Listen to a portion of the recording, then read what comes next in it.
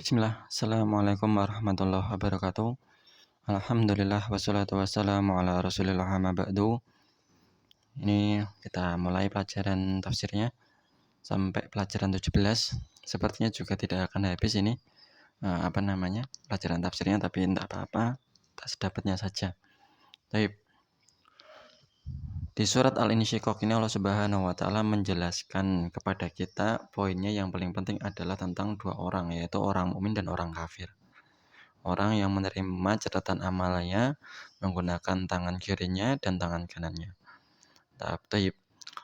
Nah, tapi sebelum Allah Subhanahu wa taala menerangkan inti dari di situ adalah inti pesan tersebut, Allah Subhanahu wa taala memukadimai surat ini dengan kejadian-kejadian di hari kiamat kelak. Allah Subhanahu wa taala berfirman, "A'udzubillahi minasyaitonirrajim. Idza syama'u syaqqat." Nah, ketiga langit itu terbelah. Wa adinat li rabbiha wa huqqat. Dan sepatutnya langit itu patuh dan dia akan terbelah. Wa idzal ardu muddat. Dan ketika bumi itu muddat, diratakan, diratakan. Wa alqat ma fiha wa takhallat. Wa alqat, dan dilemparkan ma apa-apa fiha di dalamnya, di bumi, dan dilemparkan apa-apa yang ada di dalam bumi, wa takhallat, dan kemudian bumi itu takhallat. Khallat artinya kosong, isi perut bumi dimuntahkan semua. Wa adinat li rabbiha wa huqqat, dan bumi tersebut patuh terhadap Rabbnya. Kemudian Allah Subhanahu wa taala berfirman, "Ya ayyuhal insanu innaka kadihun ila rabbika kadhan famulaki." Wahai manusia, sesungguhnya kamu telah bekerja dengan sungguh-sungguh menuju Rabbmu, dan pasti kamu akan menemuinya. Nah, ada yang orang yang menemuinya dengan amal yang baik. Ada pula yang menemuinya dengan kekafiran. Fa amma man utiya kitabahu biyaminih. Nah, di sini. Barang siapa yang menerima kitabnya dengan tangan kanannya, fasawfa yuhasabu hisaba yasira. Dia akan dihisab dengan hisab yang mudah. Ditambahkan dosanya kemudian diampuni. 6.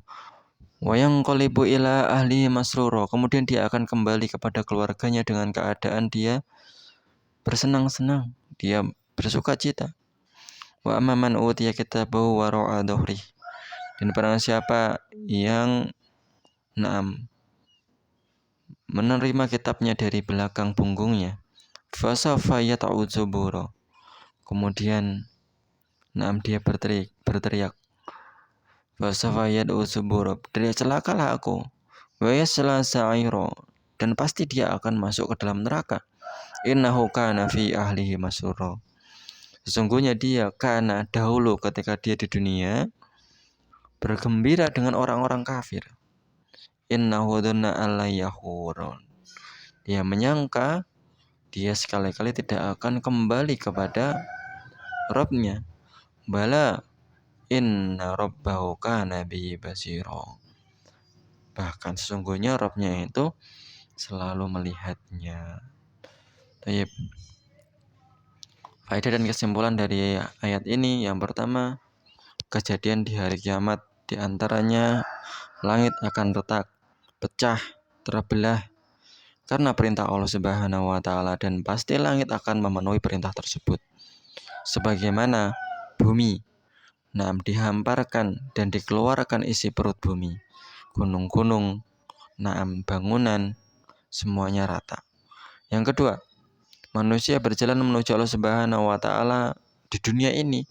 Pada hakikatnya kita sedang berjalan menuju kematian. Kemudian berjalan dengan amal baik atau dengan amal yang jelek. Kemudian berjumpa dengan Allah Subhanahu wa taala pada hari kiamat. Yang ketiga, ada orang yang berbahagia dengan kitab catatan amal mereka. Dan ada juga orang yang mengambil dengan tangan kanannya, dan juga orang yang mengambil dengan dari balik punggungnya. Taib. Kemudian yang keempat, orang-orang yang sengsara akan diberikan kitab catatan amal dari tangan kirinya dan meletakkannya dari belakang punggungnya. Dan itu kehinaan. Karena mereka dahulu berbahagia dengan orang-orang musyrik yang lain. Dan mereka tidak memikirkan akibat dari kekafirannya. Yang kelima, Allah Subhanahu wa taala membangkitkan hambanya pada hari kiamat dan mengulangi penciptaan mereka sebagaimana penciptaan yang pertama. Membalas amalan mereka. Al-jaza'u min jinsil amal. Yang keenam, yang terakhir, merupakan kewajiban seorang muslim untuk selalu mempersiapkan dirinya dengan amal soleh. Sekali-kali berbuat dosa, segera untuk bertobat. Ya, kullu bani Adam khata. Semua bani Adam ini berbuat dosa. Wa khairul khotoya at-tawwabun, dan sebaik-baik orang yang berbuat dosa adalah dia yang bertobat kepada Allah Subhanahu wa taala. Baik. Assalamualaikum warahmatullahi